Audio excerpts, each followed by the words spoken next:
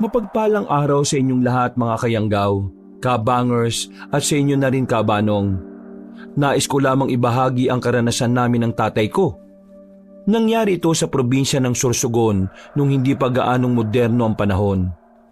Ang karanasan na ito ay ang nagmulat sa aming mga mata na ang mga nilalang na aswang ay totoong nananatili sa mundo para sa kanilang iisang layunin.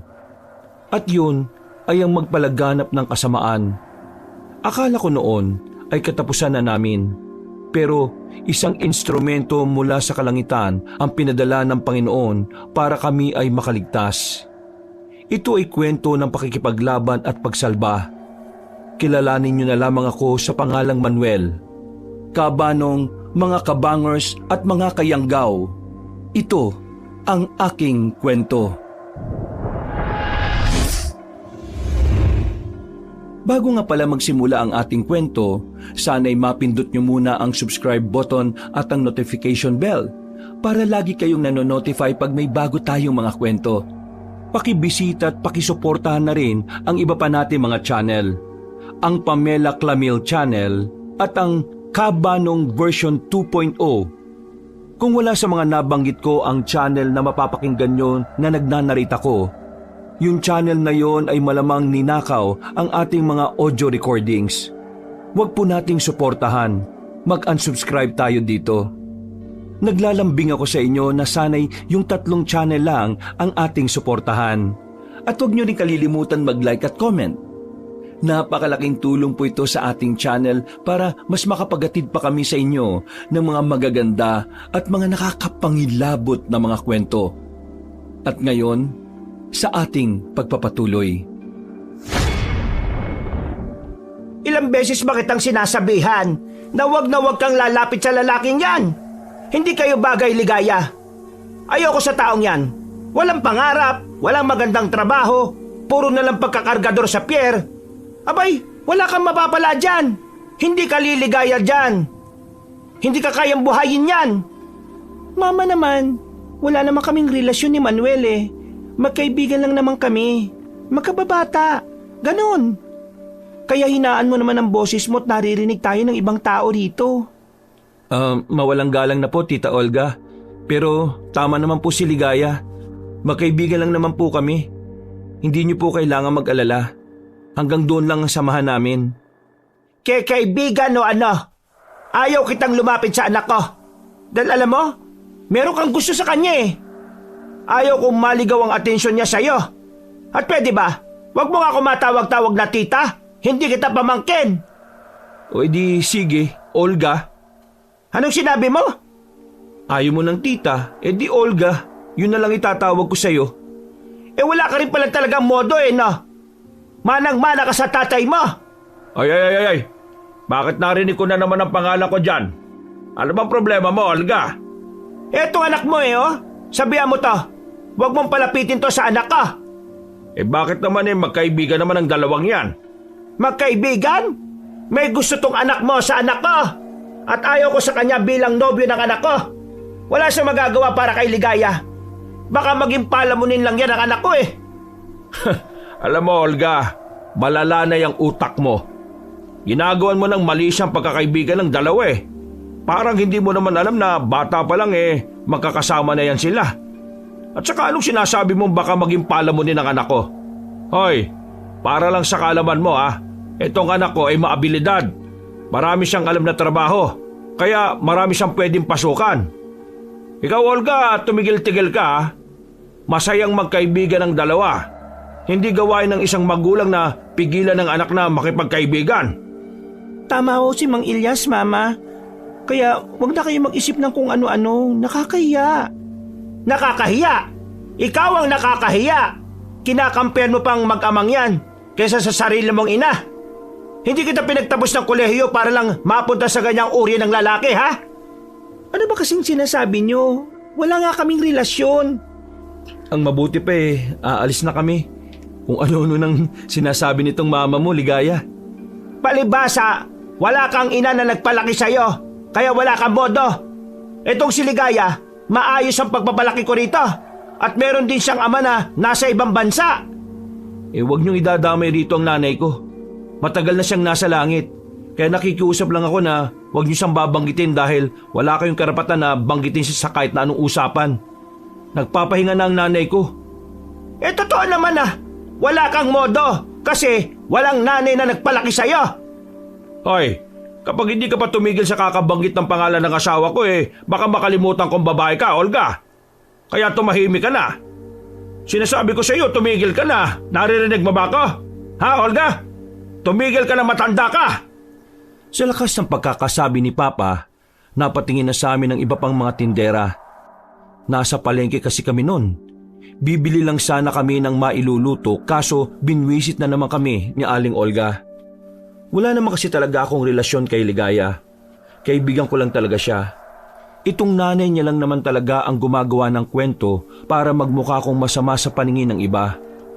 Maganda si Ligaya, sexy, higit sa lahat, mainhin at matalino. Pero kahit na kailan, hindi ako nagkaroon ng pagnanasa sa kanya. Hanggang kaibigan lang talaga ang tingin namin sa isa't isa. Samantala, nanahimik na si Aling Olga dahil sa malakas na sigaw ni Papa. Nanlalaki ang mga mata niya at nanginginig sa galit. Pasensya na ho kayo, Manuel, Mang Elias. Pasensya na talaga. Tara na, Mama, umuwi na tayo. Hinila na niya si Aling Olga paalis. Napabuntong hininga na lang si Papa. Agad ko naman siyang inakbayan at pilit pinakalma. Loko-lokong matanda yun Nainis na talaga ako sa kanya Pa, hayaan mo na.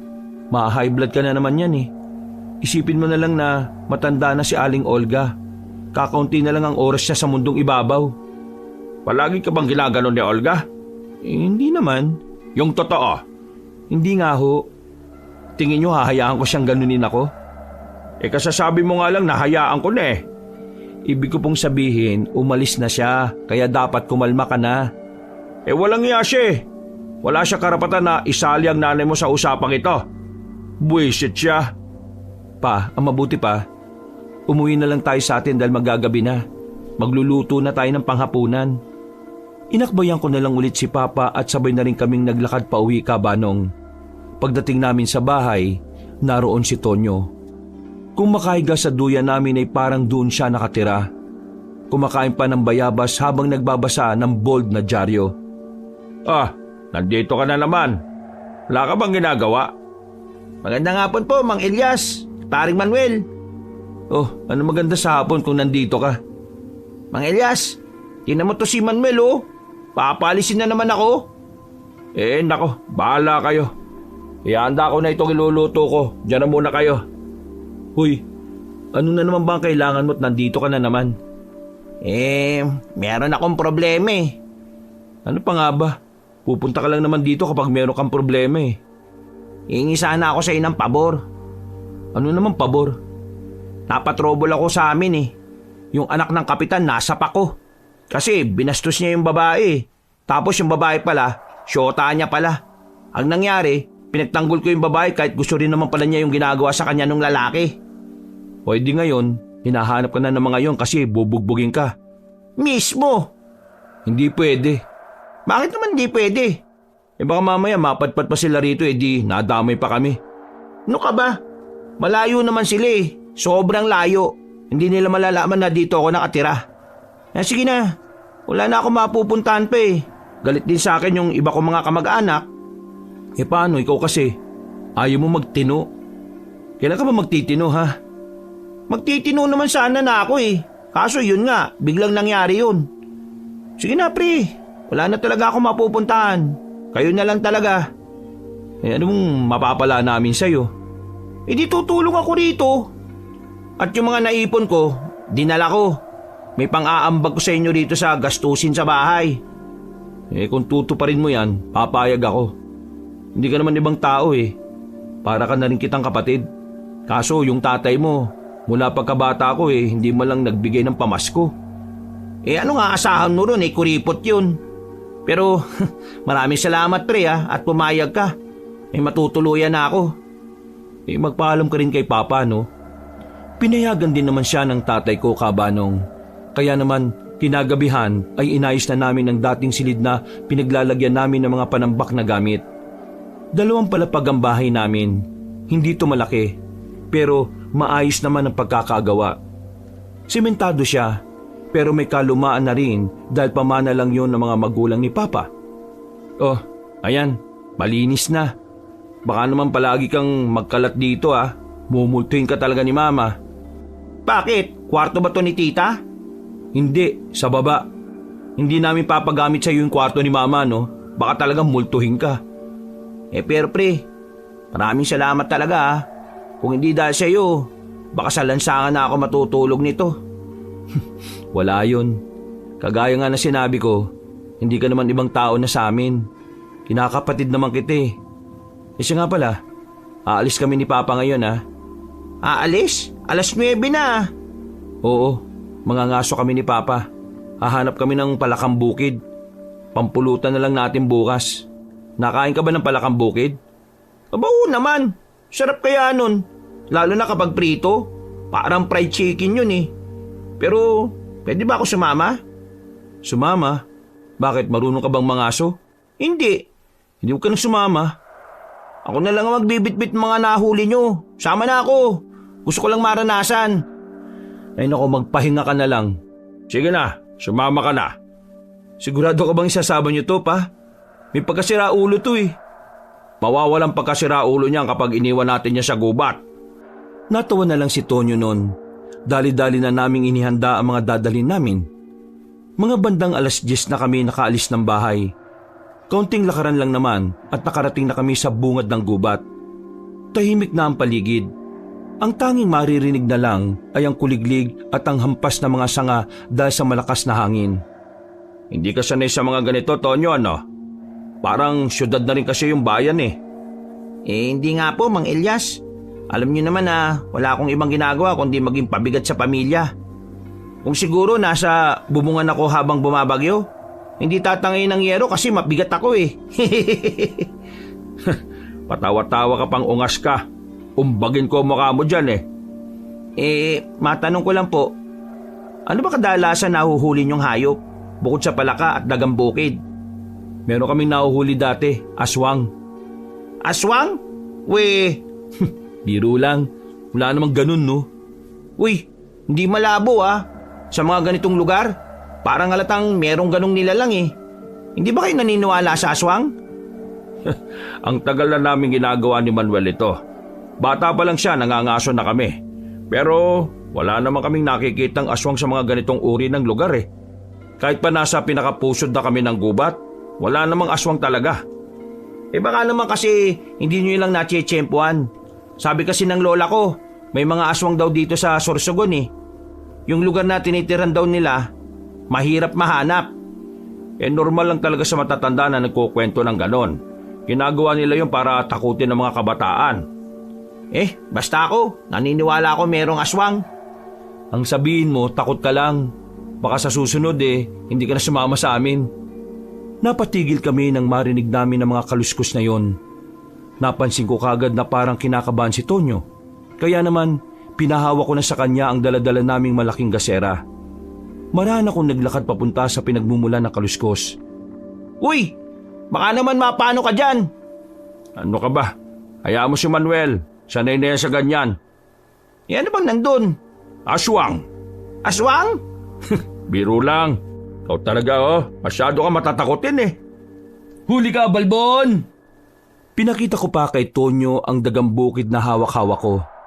Hinanda naman niya kagad ang balde na daladala niya at nilagay ko ron. Ayun, nakaisa na kagad tayo. Ayos! O di ganun lang kadali. Bakit ayaw niyong magbenta ng ganyan kung marami kayong nahuhuli? May kanya-kanya naman kaming trabaho Isa pa, libangan lang namin ito. Kumbaga parang banding namin. Masarap kasi ang lutong pagkain lalo na kapag galing sa gubat. Pinagpatuloy pa rin namin ang panguhuli ng mga hayop. Karamihan sa mga nahuli namin ay mga palaka at dagang bukid. Pero nang pauwi na sana kami, meron kami nakitang baboy ramo sa dadaanan namin. Lalapitan ko na sana pero biglang lumingon ng baboy ramo na parabang alam niya kung anong gagawin namin. Kaya ang ginawa namin, pinalibutan namin ng baboy ramo. Alam naming mabangis yun, kaya nagdoble ingat kami. Walang lalapit, nangangagat yan. Ayos to, masarap yata to no? Focus pre, focus lang. Baka makatakas pa yan. Nakahanda na ang panglambat namin. Nang ihahagis na namin ang lambat sa baboy ramo, nagulat kami sa ginawa nito. Tumakbo yun na mabilis. Dali-dali naman naming hinabol. Pero sumuot-suot na siya sa kung saan-saan kaya hindi rin namin naabutan. Sayang, paldo-paldo na sana tayo rito. Ang laki nun. Pa, bakit ang bilis nun? Ang laki nun ah. Hindi ko rin alam eh. Ngayon na ako nakakita ng baboy ramo na malaki na, mabilis pang tumakbo. Tara, hanapin natin, sayang yun. Wag na. Baka mamaya gantihan pa tayo nun. Ha? Gumaganti ang baboy ramo? Oo, yung mga baboy ramo, meron silang ugali na kapag nasasaktan sila, umaatake sila pabalik. Yung baboy ramo na tumakas sa atin, naghahanap lang yun ng kakampi niya. O baka dadalhin tayo sa lugar kung saan doon siya mas komportableng gumanti. Ayos. Nakakamangha naman pala yung mga baboy ramo na yun. Kaya mabuti pa, simulan na natin ang paglalakad. Mga bandang 12:00 na kami nakarating sa amin. Marami-rami ang nahuli namin kaya nagbigay kami sa kalapit naming bakuran. Kinabukasan ng umaga dahil wala naman akong pasok sa pier at wala pa rin namang nagpapaayos ng sasakyan sa tatay ko, inagahan na namin ng inuman. Mga bandang 2:00 ng hapon, may tama na rin kami. Minabuti naming itigil na ang inuman dahil sobrang daldal na ni Tonyo. Ano? Kasalanan ko na nasunto ko siya? Kasalanan nila yun eh. Kasi bakit ganun silang maglandian? Akala ko binabastos niya yung babae. Malamang pagtatanggol ko, di ba? Oo na, kasalanan na nila. Sige na, matulog ka na. Kanina ka pa dyan paulit-ulit ka na lang Kasi naman, tinakwil ako ng mga kamag-anak ko dahil doon Mga buwisit sila. Kayo ang tunay kong pamilya, di ba, Papa Elias? Papa mo mukha mo. Napatigil kami sa pag-uusap nang biglang dumating ang babaeng si Ligaya. Ang kababata ko. Meron siyang daladalang pinya. Nakaugalian na talaga ni Ligaya na kapag manggagaling siya sa bayan, palagi niyang inuuwian ng tatay ko ng pinya. Paborito kasi ni Papa yon. Ay nako, nag-abala ka na naman, iha. Pasok ka. Huwag kang tumayo dyan at baka tumangkad kang lalo. Pasensya ka na at medyo nakainom na kami.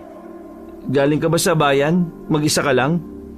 Oo, mag-isa lang ako. Si Mama kasi merong pinuntahan Mabuti naman at hindi mo kasama. Tungkol dun sa nangyari sa palengke, pasensya na talaga kayo Hindi ko talaga kayang pigilan ang bibig ni Mama Naku, ayos lang yun. Ay, siya nga pala. Tonyo ang pangalan ko. Ang ganda-ganda mo naman. Anong pangalan mo? Ha? Ligaya. Ligaya ang pangalan ko. Nakakita lang to ng magandang babae, parang nawawala na sa sarili. Parang ang nabawasan yung tama niya Sige po, mauna na ako. Kailangan ko pa pong kasing magluto Sumaglit lang po talaga ako para sa pinya. O siya, sige iha. Maraming salamat ha. Ingat ka dyan. Naglakad na rin paalis si Ligaya. Pero ang leeg ni Tonyo ay parabang mababali na sa kakalingon. Walang iya. Sino yun? Sobrang ganda. May maganda pala rito sa inyo. Si Ligaya yon, kababata ko. Nako, huwag ka na magtangka. Mayayari ka lang sa nanay nun. Galit ang nanay no sa mga lalaking walang narating sa buhay. Uy, grabe naman sa walang narating sa buhay. Ang sinasabi ko lang, hindi ka kasi nagtitino. At ang mga kagaya mo, doon mas bana si Olga. Kaya kung ako sa'yo, kung ayaw mong ma-stress, wag na lang. Di yung nanay na lang ang liligawan ko. Sarahulo, maglikpit na nga tayo. Bago gumabi, nakatulog na si Tonyo, pati na rin si Papa na talagang naparami rin ng nainom. Bandang 6:00, nagluto na ako ng makakain namin para sa hapunan. Pagtapos kong magluto, narinig kong may sumisitsit sa akin sa labas ng kusina namin. Kinuha ko ang itak sa gilid ng pinto. Maraan akong lumabas ng bahay at pinuntahan ng parting yon. Pero nawala ang kaba ko nang makitang naroon si Ligaya. Pambihira ka naman. Ano ba ginagawa mo dyan? Natakot ka Baliw, bakit naman ako matatakot? Nakita ko kaya yung mukha mo para kang takot na talaga. Ano bang kailangan mo? Bakit ka nandito? May ginagawa ka ba? Wala naman. Natatapos ko lang magluto. Kakain na ba kayo? Hindi pa. Tulog pa yung dalawa eh. Bakit? Gusto mo bang kumain? Hindi. Gusto ko lang sanang magpasama sa'yo. Maglakad-lakad lang. Sinamahan ko nga si Ligaya. Meron na naman kasi siyang problema sa nanay niya. Nagpadala kasi ang tatay mula sa abroad, pero hindi man lang siya inabutan ni Aling Olga kahit na magkano. Sinabi mo na yan sa tatay mo. Hindi, ayoko. Baka kasi mag-awit na naman sila at ako na naman ang sisihin ni Mama kung bakit sila maghihiwalay. Bakit ba ganyan ang nanay mo? Alam mo, sorry sa sasabihin ko pero yung mama mo, parang may ubo sa utak. Ubo sa utak? Paano yun? Ang ibig ko sabihin, parang hindi normal ang pag-iisip niya. Biruin mo, ikaw na nga ang nag-iisang anak na lang eh. Hindi ka man lang makatanggap ng kahit na 5 bulag sa tatay mo. 5 duling yun, Manuel. Hindi 5 bulag. Kahit na maging 5 bingi pa yan, o 5 dukling, o 5 banlag. Ang pinupunto ko, dapat itrato ka niya na isang anak. Hindi yung tinatrato ka lang niyang kasangkapan para guminhawa ang buhay niya. Hindi ka ba napapagod sa ganong klaseng nanay? Anong hindi? Matagal na akong pagod, Manuel. Minsan nga, gusto ko na lang umalis sa amin eh. Ang kaso, hindi ko naman alam kung saan ako pupunta. Yan ang wag na wag mong gagawin. Mahirap ang buhay sa labas ng bahay. Pero napapagod na ako eh. Hindi ko na alam kung ano ang gagawin ko kay Mama. Tingnan mo nga, pati tayo, ginagawa niya ng issue. Oo nga eh. Kung ano-ano pang pinagsasasabi sa ibang tao na kesyo nilalandi kita. Wow baka ikaw ang lumalandi sa akin. Hoy, ang kapal naman ng mukha mo. Hindi ka pogi, Manuel, no? Sus, sinabi mo na sa akin dati na pogi ako eh. Kailan? Bah, may amnesia ka na yata eh. Natigil ang pag-uusap namin nang mapansin naming nakalabas na kami ng baryo namin. Papasok na kami sa bungad ng gubat. Tara, bumalik na tayo. Gubat na to eh oh.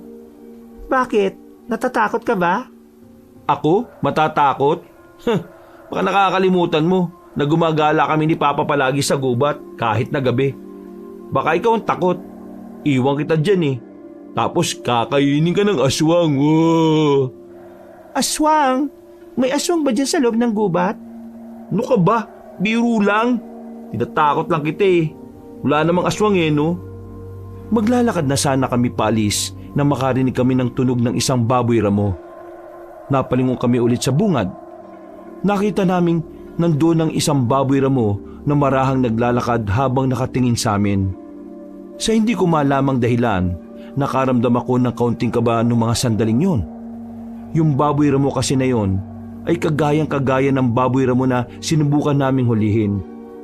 Ligaya, sa likod ka. Bakit? Nangangagat ba yan? Kasi sa kilos niya, parang aatake na siya eh. Takbo! Hindi nakagalaw si Ligaya ng mga sandaling yon dahil sa sobrang takot. Kaya ang ginawa ko, binuhat ko siya para makatakbo at makaalis kami roon. Pero yung baboy ramo, hinabol niya pa rin kami. Ang bilis niyang tumakbo. Buti na lang ay magaan lang si Ligaya kaya nakalayo kagad kami. Nakabalik kami ng baryo namin na karga-karga pa rin siya. Sa takot niya, parang ayaw na niyang bumitiw sa akin. Pero nanlaki ang mga mata namin nang mapansin naming nasa harapan na pala si Aling Olga. Kasama nito ang mga amiga niya na agad din namang umalis. Nanatiling nakatayo si Olga. Maya-maya pa, tumaas na rin ang kaliwang kilay niya. Madali ko namang binaba si Ligaya. Ayan bang hindi magkasintahan? Karga-karga ka ng lalaking yan? Ano bang sinasabi ko sa'yo, ha, Ligaya? Ma, nakakakamali kayo ng iniisip. Kinarga niya lang ako dahil merong humahabol sa amin na ano. Hay naku, manahimik ka! Malandi! Meron akong irereto na ibang lalaki sa'yo. Matalino, gwapo, at may direksyon ng buhay. Kaya tigilan mo na yung paglalandi mo sa lalaking yan. Dahil wala ka na mapapala dyan. Kargador lang yan sa pier. Mama naman. Ay nako, eto na naman tayo. Hoy, ikaw Manuel. Layuan mo ang anak ko ha. Wala akong pakialam kung magkaibigan lang kayo o hindi. Basta, layuan mo siya. Ay nako, bahala nga kayo. Ligaya, uwi na ako ha. Aba, bastos ka. Matapos mong kargahin ang anak ko na parang pagmamayari mo? Ginawa ko lang yon para makatakas kami kaagad dun sa baboy ramo na humahabol sa amin. Naninigaw ka ba? Oo, Bakit naman kayo hahabulin ng baboy ramo ha? Wala namang baboy ramo rito sa baryo. Sa gubat kasi yun galing, ma. Gubat? Anong ginagawa niyo sa gubat? May nangyari ba sa inyo doon? Mama naman, ano bang pinag-iisip mo? Ipapaalam ko ito sa papa mo. ay nako, mauna na nga ako, Ligaya. Ang lala na ng utak ng nanay mo. Kahit mga doktor na eksperto, hindi magagamot yan eh. Kumakamot na lang ako sa ulot, naglakad na ring umalis. Hindi ko na pinansin si Aling Olga. Kahit sigaw siya ng sigaw habang tinatawag ako, dismayado kong umuwi sa amin. Ayos na sana ang paglalakad namin kung hindi talaga umepal yung baboy ramo. Oh, bakit ganyan ang mukha mo? Mukhang wala ka sa mood ah. Galit ka ba kasi hindi kita natulungan sa pagluluto? Buang, di naman yun no. Ano ba nangyari? Kanina kasi, nabungangaan na naman ako ni Aling Olga. Nakakabanas lang. Ay, sira ulo talaga kahit kailan yung matandang yan. Huwag mo nang patulan pa. Isa pa, hindi naman talaga yung gumugulo sa isip ko eh. Ano bang naiisip mo? Ano bang nangyari talaga? Kanina kasi, nagpunta nga si Ligaya rito. Nagyaya ng maglakad-lakad. Nakarating kami sa bungad ng gubat. Tapos, may nakita kaming baboy ramo. Wala naman kami ginagawang masama pero bigla na lang niya kaming hinabol. Tingin ko, yun din yung baboy ramo na hinabol natin at sinubukan nating hulihin eh. Ano bang sabi ko sa'yo? Di ba marunong gumanti ang mga baboy ramo? Natatandaan nila mga taong gumagawa ng kasalanan sa kanila. Hindi eh. Hindi naman yun ang gumugulo sa isipan ko. Ano nga kasi? Hindi ko malunok-lunok nung kinakain kong dahil sa tagal mong tapusin yung kwento mo eh. Habang hinahabol niya kami kanina, paglingon ko, nawala na siya. Tapos, meron na ako naaninag na lalaking nakaubad sa gilid ng halamanan. Nakaubad? Paano nakaubad? Nakaubad? Walang suot na kahit na ano. Sinasabi mo bang naging tao yung baboy ramo? Hindi ko alam. Baka namalikmata lang ako.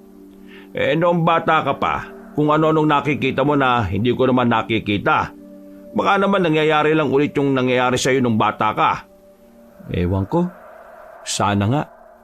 Pinagpalagay ko na lang noon na baka guni-guni lang din talaga kung ano man ang nakita ko. Kinabukasan, naging abala na ako sa trabaho ko. Naipasok ko rin si Tonyo sa pier para kahit papaano meron siya pinagkakakitaan. Hindi siya sanay sa ganong uri ng trabaho dahil lumaki siyang nabibigay ang lahat ng gusto. May kaya kasi ang pamilya niya, lalong-lalo na sa angkan ng kanyang nanay. Nakakapagod tong trabaho mo, pre. Bakit parang hindi ka naman yata napapagod? Sanay na kasi ako, Tonyo. Ikaw, kung tatagal ka rito, masasanay ka rin naman. O ito, kainin mo itong itlog na nilaga. Pampalakas yan. Bilisan mo kumain ha. Kalahating oras lang ang break natin. Pre, matanong ko lang. Ano ba talaga meron sa inyo ni Ligaya?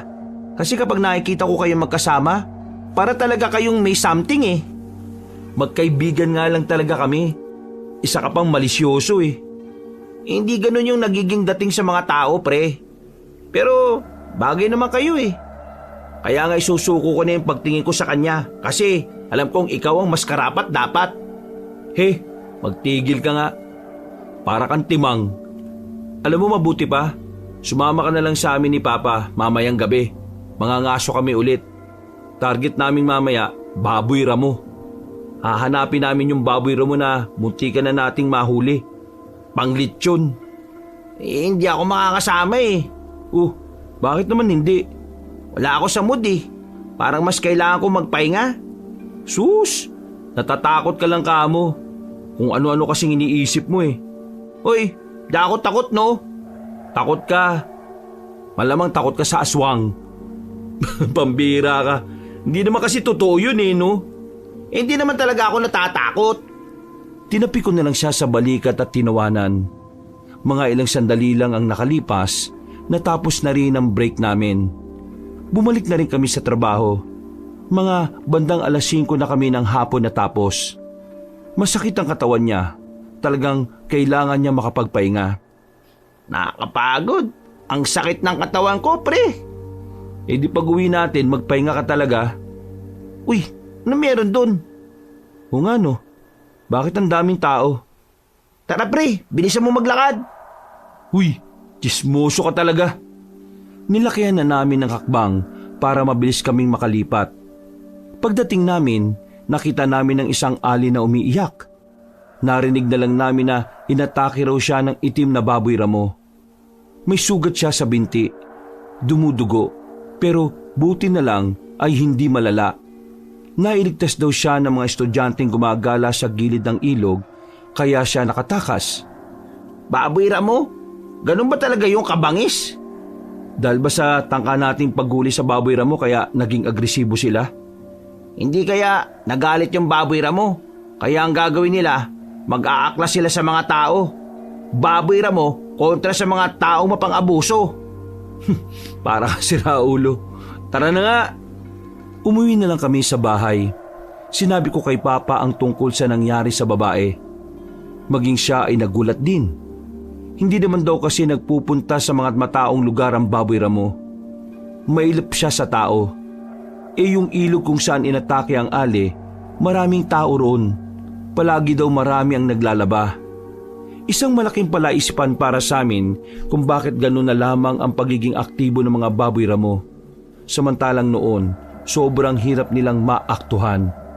Sigurado kang hindi ka sasama, Tonya. Hindi na po muna. Ang sakit po ng katawan ko lalo na likod ko. Ang bibigat pala kasi ng mga pinapasan sa pier. Ganyan naman talaga sa trabaho. Kasi wala naman trabahong madali Di bale, masasanay ka rin. O paano? Mauna na kami. Kumain ka na lang kapag nagutom ka. Bandang 8:00, umalis na rin kami. Nung gabing yon, hindi ko alam kung bakit parang nababahala ako. Samantalang hindi naman ganun ang nararamdaman ko sa tuwing aalis kami para pumunta sa gubat. Napansin naman ako ni Papa. Kilalang kilala na kasi niya ako. Alam niya kung kailan ako nasa wisyo at kung kailan hindi. Nak, ayos ka lang ba? Po? Opo, ayos lang po ako, Pa. Bakit parang hindi? Bakit? Ano po bang itsura ng mukha ko?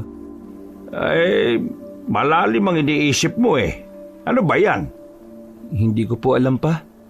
Basta, ayos lang naman ako. Ganito na lang. Pag-usapan na lang natin si Ligaya. Ho? Bakit naman si Ligaya? Anong meron? Sos, nak. Kilala kita. Lalaki rin naman ako. Kaya alam ko na meron kang pagtingin sa kanya noon pa. Ho?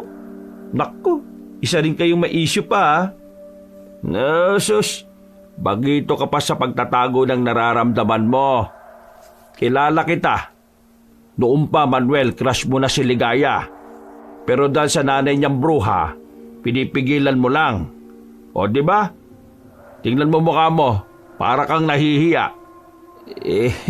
Alisin niyo nga muna yung gasera sa mukha ko, Pa.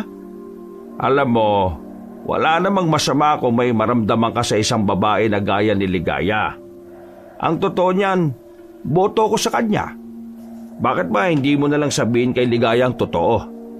Kasi, tama naman si Aling Olga Walang mapapala sa akin si Ligaya.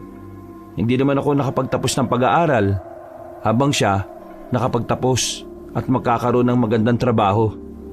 Yung mga sinabi ng nanay niya, totoo naman Wala siyang hindi naman yaman o perang sukatan ng pagmamahalan, Manuel. Nararamdaman kong gusto ka rin naman ni Ligaya At nakikita ko sa kanya na hindi siya gaya ng nanay niya na puro pera ang takbo ng utak. Anong gagawin ko? Hindi ko naman sinasabing magmadali ka, anak. Pero ang akin lang, huwag kang babagal-bagal. Kasi si Ligaya, maganda at maabilidad na babae. Matalino. Kapag yan napunta sa bayan, babalik yan na maraming manliligaw. Kaya galaw-galaw ka rin anak, baka ka ma-stroke. Para sa akin, ikaw lang ang nag-iisang lalaki sa mundo na may kayang mag-alaga sa kanya.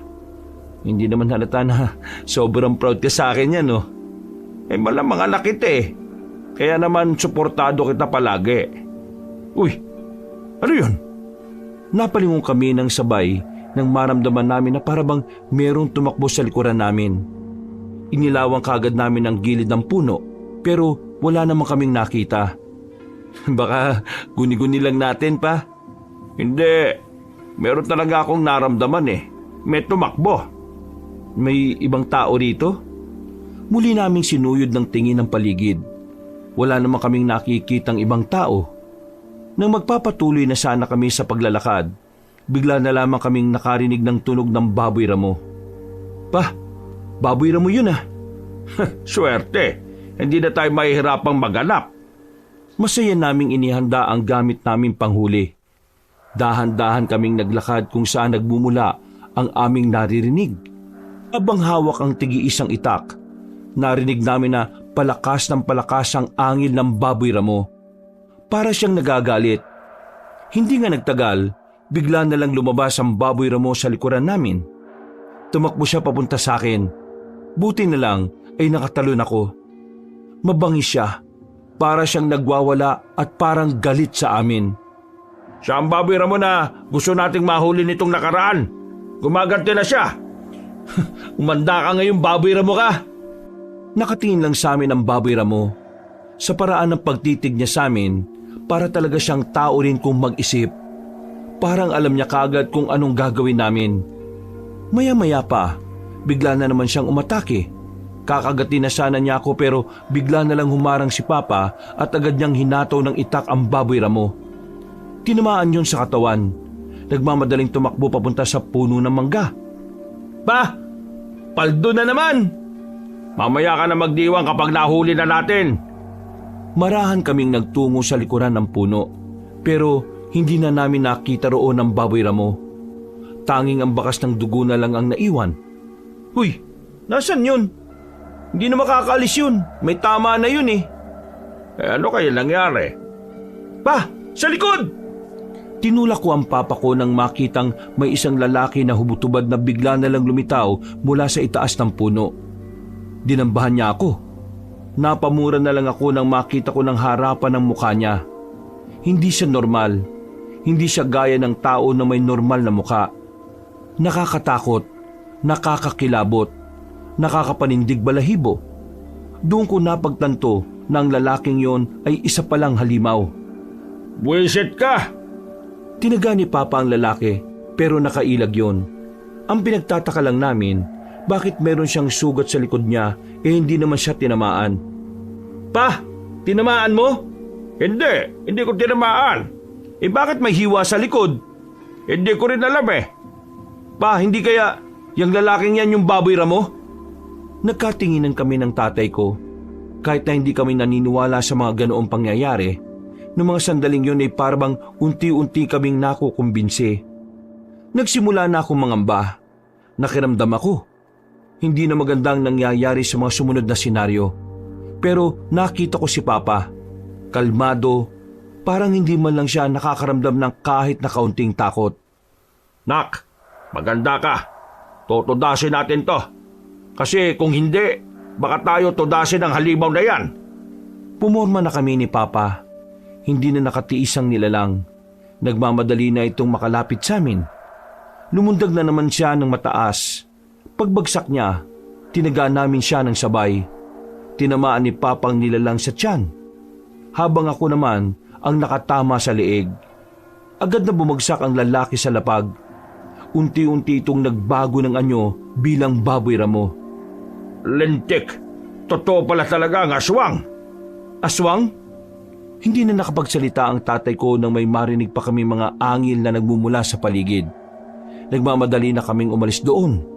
Pero sa kasamaang palad, hindi na kami nakabalik sa unang daan na tinahak namin.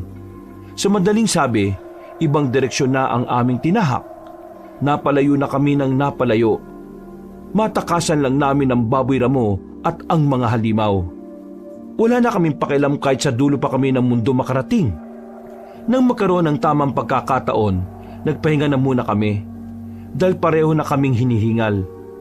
Pa, ayos ka lang? Nakakahinga ka ba na maayos? Oo, ayos lang ako.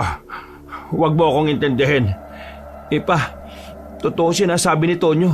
Totoo nga mga aswang. Anong gagawin natin ngayon? Makakabalik pa kaya tayo? Oo, makakabalik tayo. Tiwala lang. Ibig sabihin pala, yung baboy ramo na humahabol sa amin ni Ligaya at yung baboy ramo na muntikan na nating mahuli, hindi pala talaga siya hayop. Isang halimaw. Isang aswang. Ngayon napatunayan na natin na totoo ang mga nilalang na yon. Kailangan na muna nating hindi na muna magpunta sa gubat pagkatapos nito. Habang nagpapahinga kami ni Papa, nakarinig na naman kami ng kaluskos. Wala na kaming sinayang na sandali. Pasimple na naming nilisan ang lugar na yon. Dahil sa halos 1 oras na paglalakad, hindi na namin namalaya na meron na pala kaming napasok na baryo. Sa unang tingin, mukha lang siyang normal na baryo ng mga tao. Pero meron kaming napansin sa mga naroon. Matutuli sa mga tenga nila kahit mukha silang mga tao. Pa, lalapit ba tayo? Kinakabahan ako eh. Nakakatakot. Baka mamaya mga halimaw din ng mga yan. Diyos ko, paano ba tayo dito napadpad? Kailangan natin makapag-isip kung saan man mas magandang dumaan. Nandito na tayo sa loob ng baryo nila. Baka makita nila tayo at magtaka kung sino tayo. Sinasabayan ko na rin ang pagdarasal ang pananatili namin noon. Makailang ulit akong humingi ng tulong sa Panginoon. Aminin ko man o hindi, talagang namamayani na rin ang kaba sa sistema ko noon. Hindi ko inakala na darating ang sandaling yun sa amin. Ang malagay sa isang sitwasyon na kahit kailan hindi namin naisip na mangyayari. Kabadong-kabado kami noon. Para kaming natrap sa lugar dahil sakalang namin napansin ang mga naroon ay hindi mga pangkaraniwan. Nakita kasi namin na yung mga dumadaan ay parang may mga kaliskis ang katawan. Maitim at kulubot din ang balat. Noong mga sandaling yon, parang kinain ko na ang sinabi ko na hindi kailanman magiging totoo ang mga nilalang na aswang. Dahil nasa harapan na namin mismo ang patunay. Ibig sabihin, itong lugar na ito lungga ng mga aswang. Walang iya. Paano naman tayo makakalis dito kung pwede nila tayo makita?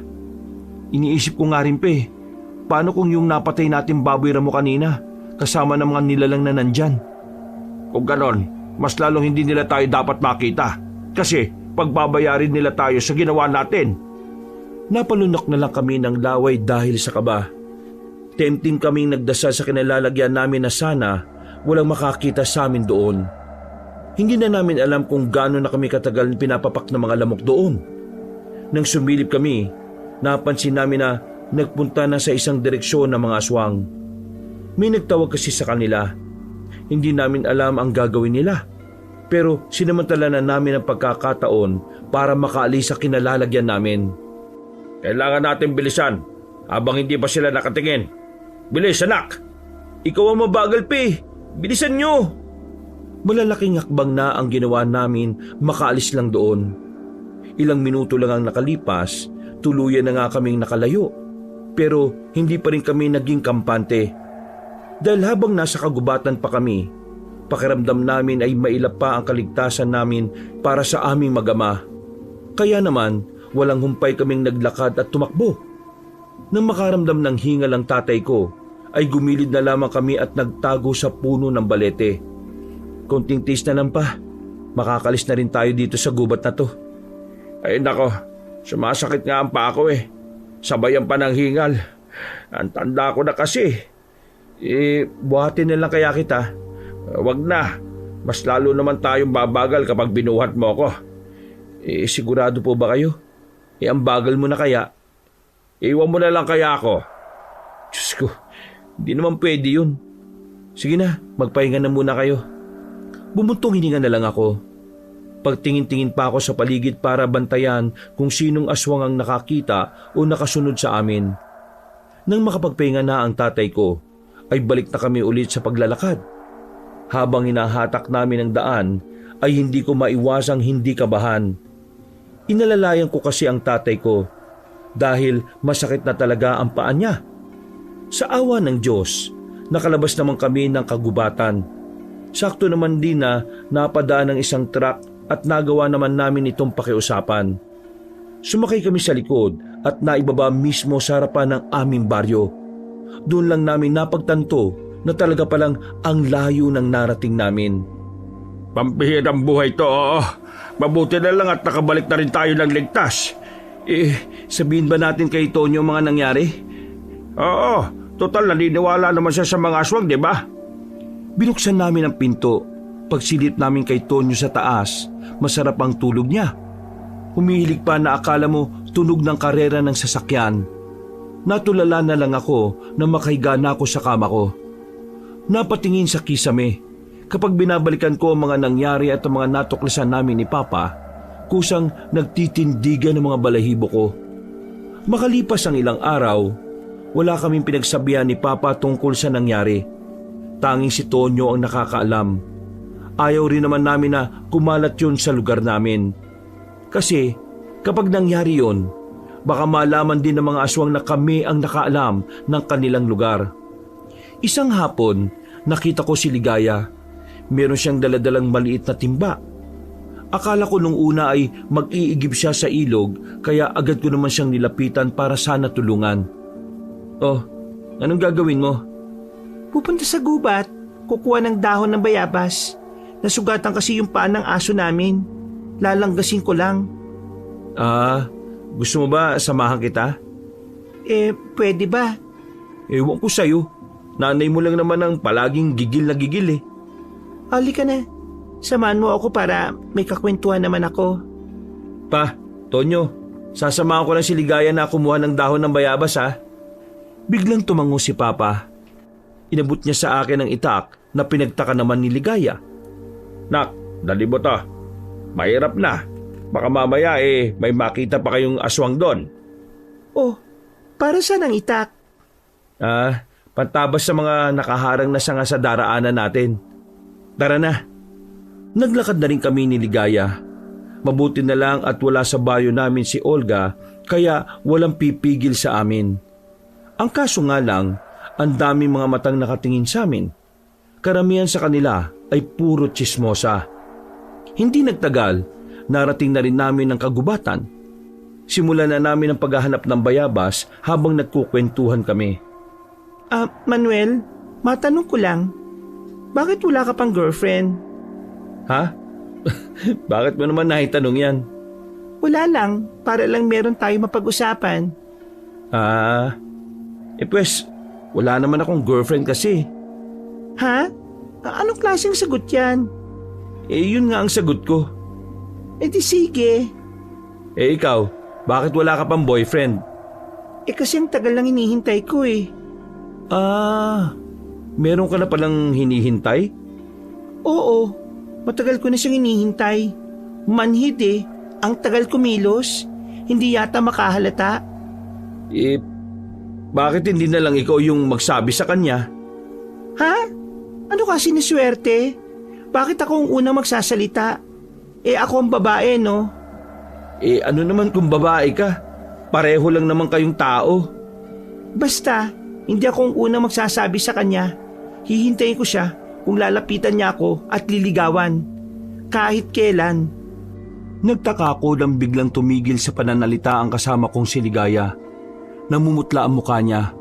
Para siyang nakakita ng aswang sa kung paano siya tumigil sa likuran ko. Maraan akong lumingon. Agad kong hinila si Ligaya nang meron kaming makitang baboy ramo sa hindi kalayuan. Hindi yung kasing laki ng baboy ramo na napatay namin ni Papa. Mas maliit siya, parang biik pa lang. Manuel, may baboy ramo na naman. Baka umatake na naman yan sa atin eh. Ang unang pumasok sa isipan ko, baka ang baboy ramo na yon ay isa ring aswang. Kagaya lang din ng unang baboy ramo na humabol sa amin. Pinapunta ko si Ligaya sa likuran ko. Mabuti na lang talaga at nabigyan ako ni Papa ng itak para gawin pang proteksyon. Sige, lumapit ka. Tudas ka talaga. Uy, Lalabanan mo talaga? Oo, kaysa tayo masaktan niya, uunahan na natin siya. Hoy, hayop lang yan. Huwag mo nang patulan. Tumakbo na lang tayo. Takbo na naman. Wag, kailangan patunayan natin sa baboy ramo na yan na hindi tayo matatakot sa kanya. Ano bang pinagsasasabi mo? Hindi nagtagal, nakita na naming naglalakad na ang baboy ramo. Nababahala na ako nang makitang tumatakbo siya ng mabilis. Hindi na ako nagdalawang isip na harapin ang maliit na baboy ramo na yon. Bago pa man siya makalapit, nagawa ko na siyang tagain. Tinamaan ko ang baboy ramo sa katawan. Pagkatapos, napatigil siya sa paglapit at kami naman ay umatras ng kaunti. Naku, napatay mo yata. Huwag ka maawa dyan. Hindi mo lang alam kung ano yan. Biglang nanghina ang baboy ramo. Hanggang sa tuluyan na nga itong napahiga sa lapag. Aalis na sana kami noon, pero parehong nakita ng mata namin kung papaanong nagbagong anyo ng baboy ramo. Naging maliit na tao ito, pero mahaba ang tenga. Kulubot din ang muka. Mahaba ang kuko at may mga kaliskis sa bandang panga. Diyos ko, Manuel. Nakapatay ka ng bata. Hindi yan basta bata lang. Isa yang aswang. Aswang? Sigurado ka ba? Oo, aswang yan. Hindi itong unang pagkakataon na meron ako nakitang ganyan. Yung baboy ramo na humahabol sa atin ay aswang din. Ha? Seryoso ka ba sa mga sinabi mo? Oo, sa katunayan, napatay namin ni Papa yung aswang na nakalaban namin sa gubat eh. Kaya huwag ka nalang maingay na sinabi ko ito sa'yo. Kasi wala kaming pinagsabihan nito eh. Ikaw lang at si Tonyo. Bakit hindi natin sabihin sa iba pa para matugis sa mga nilalang na yon? Delikado eh. Kapag nalaman ng iba at kumalat, malalagay sa panganib ang buhay namin. Dahil baka malaman din ng mga aswang ang nakakaalam ng pinaglulunggaan nila. Alam niyo kung nasaan na mas maraming aswang? Oo, aksidente naming napuntahan matapos naming mapatay yung isang aswang. Marami sila ron. Kahit na nananahimik sila sa lugar nila, nararamdaman ko na meron silang binabalak. Nakakatakot, nakakakilabot. Kaya umalis na tayo rito. Halika na. Hinawakan ko na siya sa kamay at dali-dali na rin naming nilisan ang lugar na yon. Nang makabalik na kami sa baryo, nakahinga na rin kami na maluwag. Pawis na pawis kaming dalawa. Nakatingin pa sa amin ng ibang tsismosa. Para bang iniisip nila na meron kaming ginagawang kababalaghan. Hindi na lang namin sila pinansin. Hinatid ko si Ligaya sa kanila. Sa kasamaang palad, naroon na pala ang nanay niyang si Aling Olga. Malapit pa lang kami ay nakatanaw na siya.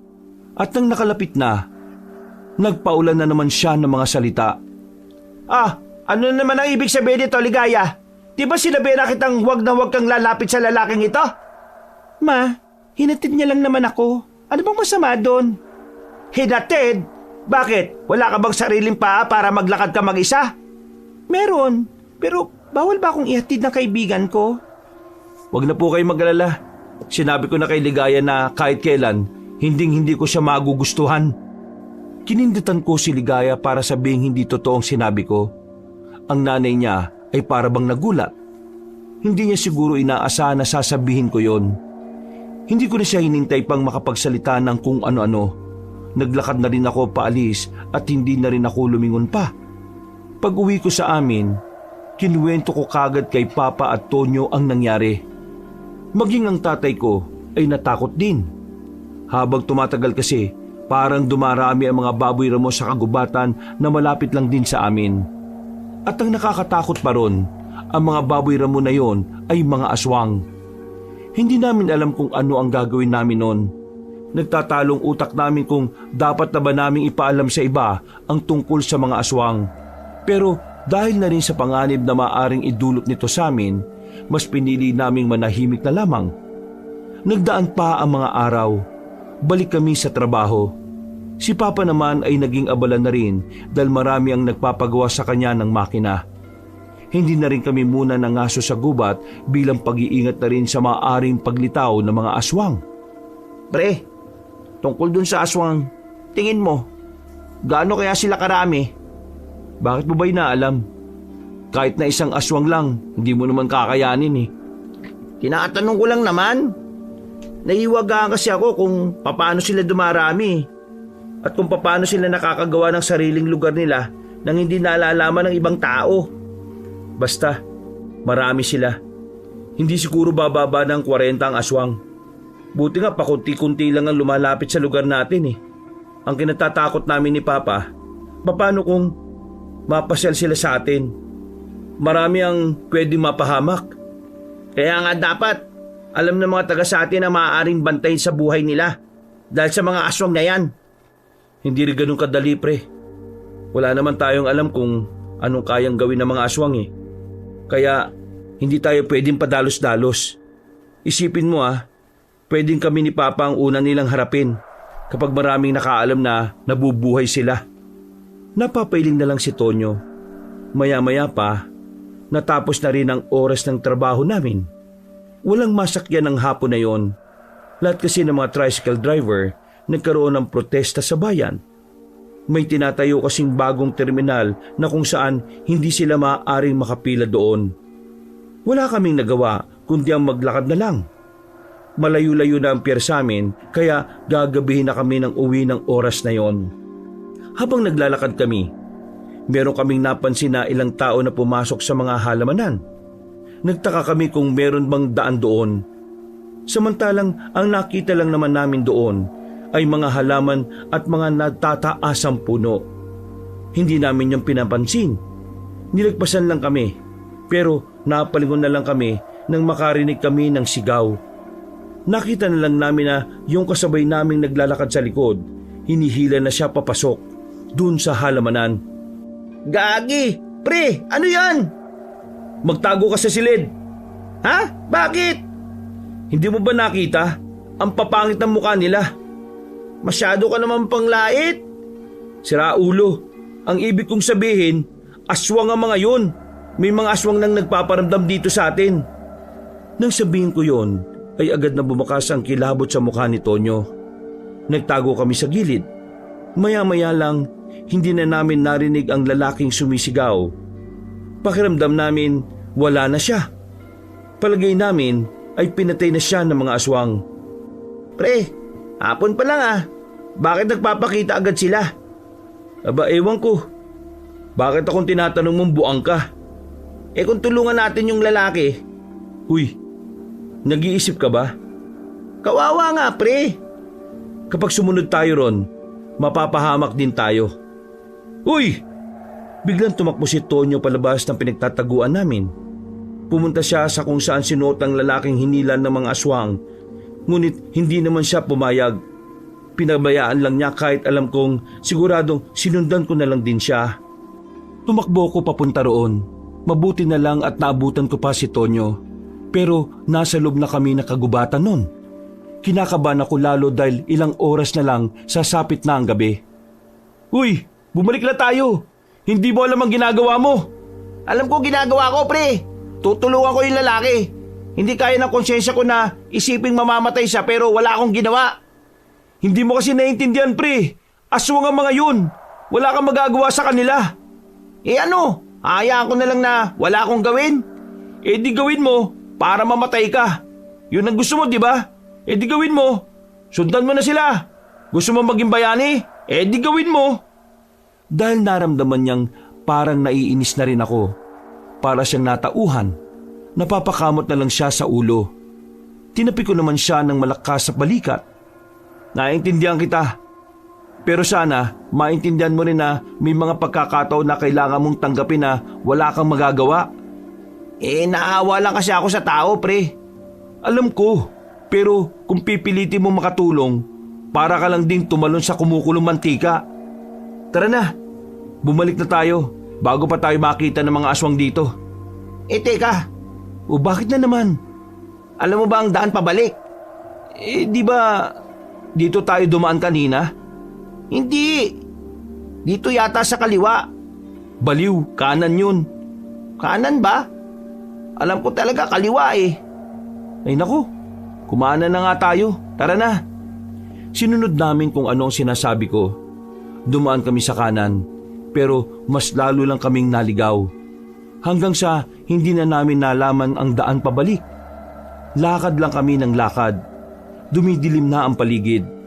Malapit nang gumabi pero hindi pa rin kami nakakaalis sa gubat. Ikaw kasi, kung saan ako maliwa tayo, baka nakalis na tayo rito. Tingnan mo naman ang nangyari mas lalo na yata tayong naligaw eh. Oo na, kasalanan ko na. Ikaw naman din may kasalanan ka rin eh. Kung hindi ka sana pumunta dito sa gubat, di sana hindi kita sinundan. Di sana nakauwi na tayo. At ako ba talaga sinisisi mo ngayon? Bakit? Shh! Huwag ka muna maingay. Biglang tinakpan ni Tonyo ang bibig ko. Pinilit niya akong umupo. Pagtingin namin, may matandang babae na naglalakad. Akala ko tao lang yun. Pero ayon kay Tonyo, nakita niya mukha na matanda na kulubot-kulubot na raw. Taimtim lang kaming nagdasal noon na sana hindi niya kami makita. Ang kaso nga lang, sadyang malas kami sa mga sandaling yon. Nakalagpas na yung matandang babae pero nagtaka kami kung bakit siya biglang tumigil. Bigla siyang lumingon sa kinaroroonan namin. Doon na niya kami nakita. Nagkatinginan pa kami sandali. Nang maramdaman namin na lalapit na siya sa amin, nagmamadali na kaming tumakbo. Naghihilahan pa kami ni Tonyo ng damit habang parang pusang natataranta. Paglingon namin, nakita namin na matandang babae na parabang walang rayuma kung tumakbo. Walang ya, bakit ang bilis ng matandang yun? Ha? Makakalapit na ba siya sa atin? Oo, kaya bilisan mo, anak ng... Dahil sa katangahan ni Tonyo, napatid siya sa nakalitaw na ugat ng puno. Wala akong magawa kundi ang balikan siya. Hindi ko rin naman kasi siya pwedeng iwan na lang. Tinulungan ko siyang tumayo, pero nakalapit na sa amin ang aswang na yon. Akmang dadakmainan niya kami, pero naggulat ako sa ginawa ni Tonyo. Binigyan niya ng malakas na suntok sa panga ang matandang aswang. Dahil sa ginawa niya, nakaramdam yon ng pagkahilo, pero mabilis namang itong nakarecover. Umangil, nanlisik ang mga mata. Sa puntong yon, nagawa na niya kaming hawakan. Dinakma niya ako. Dinikit niya sa akin ang katawan ng puno. Akmang kakagatin na niya ako nang biglang may tumagos na palaso sa noon nito. Agad namang namatay ang matandang aswang. Paglingon namin, nakita namin ang isang lalaki na parang kasing idaran lang namin. Wala siyang damit pang itaas. Maganda ang pangangatawan at maraming tato. Itsura pa lang niya, masasabi ko na agad na sa bundok yun naninirahan. Maraming salamat sa ginawa mo. Kung hindi ka dumating, baka wala na kami na kaibigan ko. Teka, sino ka? Bakit ang galing mo umatras? Lindo, yun ang pangalan ko. Isang manunugis. Ha? Manunugis? Ano yun? Tungkulin ko ang pangalagaan ng kagubatan. At kasama sa tungkulin na yon ay patayin ng mga gumugulo rito. Kagaya na lang ng mga aswang. Ibig sabihin, pumapas lang ka rin talaga ng aswang? Ito talaga ginagawa mo? Oo. Kung ganon, ituturo namin sa'yo kung nasa ng lungga nila. Alam ko na kung saan. Bakit hindi mo pa sila puntahan para tugisin? Dahil naghihintay pa ako ng tamang pagkakataon. Pagkakataon na ano? Umuwi na tayo sa inyo. Hindi kayo bubuhayin ng mga aswang na makikita ninyo. Mukha pa naman kayo mga walang kayang gawin para sa sarili ninyo. Teka lang, pwede bang samahan mo kaming makalabas sa gubat na ito? Kanina pa kasi kami naliligaw eh. Oo nga, samahan mo kami. Ikaw may alam, di ba? Huling pabor na lang. Hindi talaga namin alam kung paano kami makakaalis dito eh. Sige, sumunod kayo sa akin. Nauna nang naglakad ang lalaki. Para siyang hulog ng langit para sa amin. Kung hindi dahil sa kanya, baka hindi na talaga kami nakalabas ng kagubatan. Tahimik lang siya habang tinatahak namin ang madilim na daan ng kagubatan. Ilang sandali pa, hindi na nakatiis pa si Tonyo. Binasag na rin niya ang katahimikan. Anong pangalan mo? Sinabi ko na kanina. Lindo ang pangalan niya.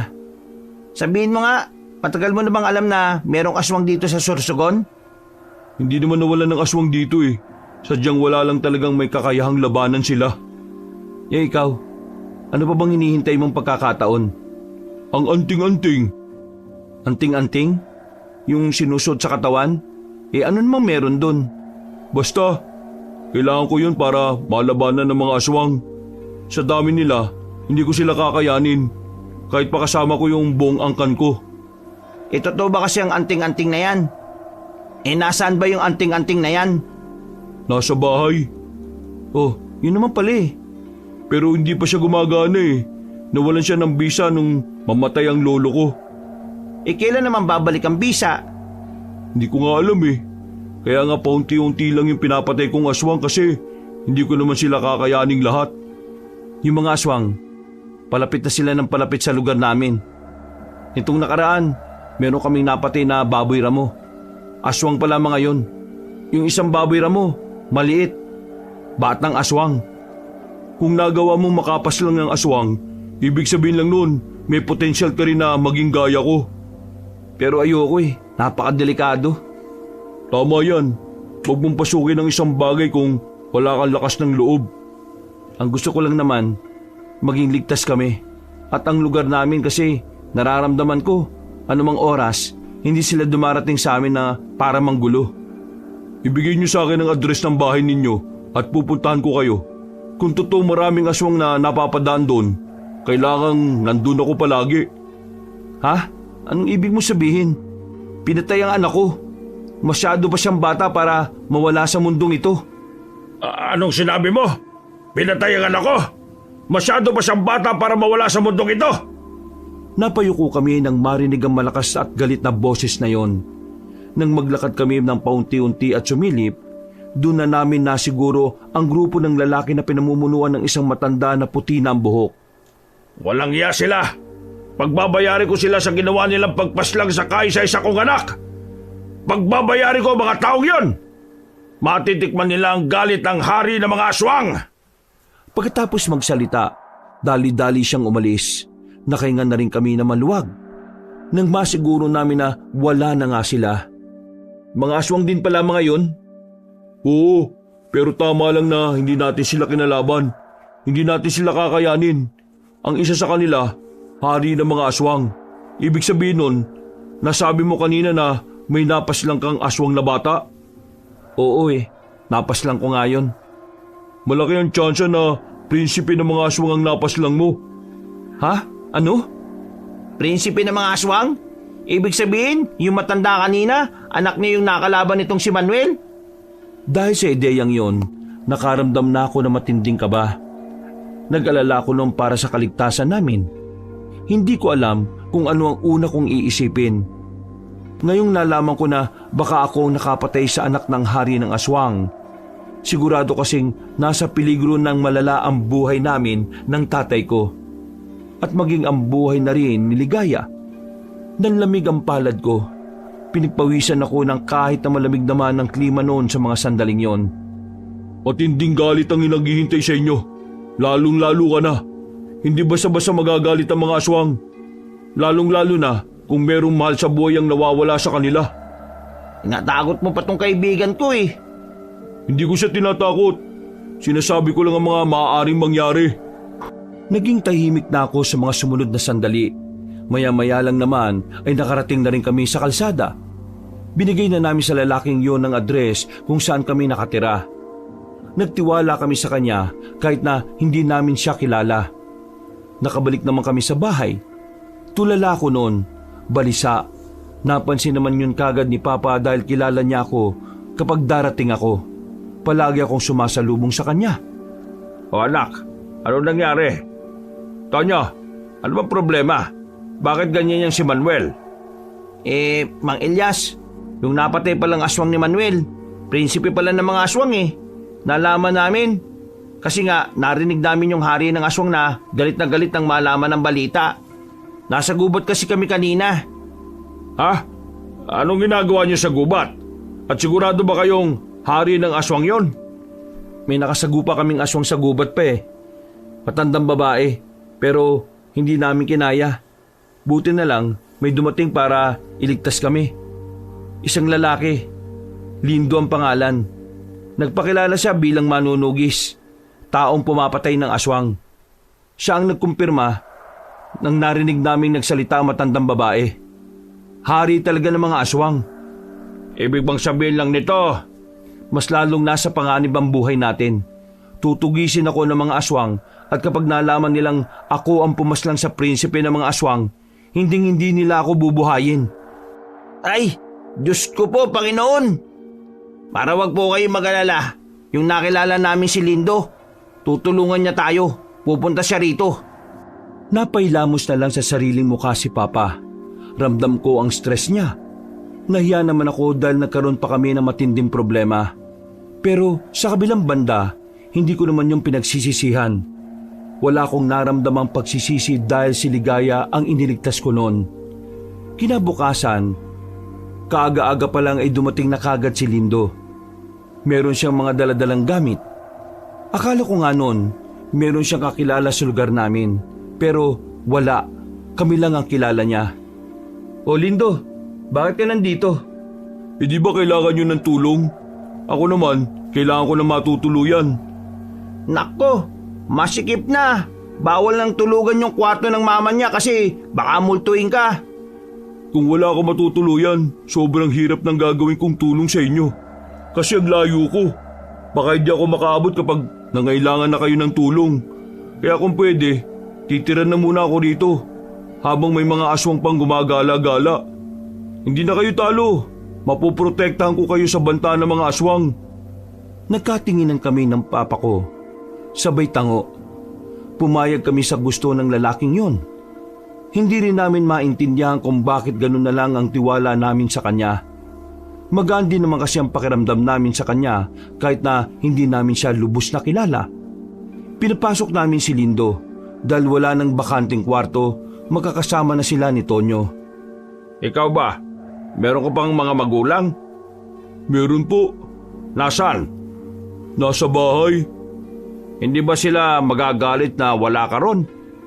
Alam naman nila ang pagiging manunugis kailangan paalis-alis sa lugar. Sige. Kumain na tayo. Hindi na kinausap ni Papa si Lindo dahil matipid din naman yung sumagot. Makalipas ang ilang sandali, sumapit na rin ang kinahapunan. Muli naming binalikan ng lugar kung saan napaslang ko ang prinsipe ng mga aswang pero nagtaka kami nang wala na roon ang bakas na kamatayan niya. Hinala namin baka kinuha na yon ng mga kapwa nila aswang. Naglibot-libot pa kami. Kinakabahan ako, sa katunayan ayaw ko talagang sumama noon dahil natatakot ako na baka makasalubong namin ang mga aswang. Pero iniisip ko na lang na kailangan ko masanay. Kapag meron tayong nakitang aswang, kung hindi rin sila lalagpas ng 3, pwede natin silang palagan. Kailangan ba talaga na hinahanap natin sila? Di ba mas maganda kung mananahimik na lang tayo? Pero hindi naman nila alam kung sinong pumatay sa prinsipe, di ba? Kung hihintayin mo lang na malaman nila, malaking tsansa na mas malala ang gulo. Kaya nga kailangan ninyong akong tulungan para maagapan natin. Tanong lang, pinag-iisipan niyo ba ako na masama kasi hindi niyo pa naman ako ganong kilala? Uy, hindi Mas maganda ng malinaw. Nung hapon na yon, wala namang kaming napala. Wala kaming nakitang aswang o kahit na mga bakas man lang. Kaya bandang 6:00, umuwi na rin kami. Sakto naman na nagluluto na si Papa ng panghapunan namin. Papasok na sana kami ng bahay nang biglang dumating naman si Ligaya. May daladala na naman siyang pinya. Nakita ko na lang si Lindo na nakatingin kay Ligaya. Nakanganga, natulala. Nako, pati ikaw nahuhumaling rin. Hindi ka pwede, bago ka pa lang dito. Huwag ka nang makihati, no? Ako nga nagparaya na eh.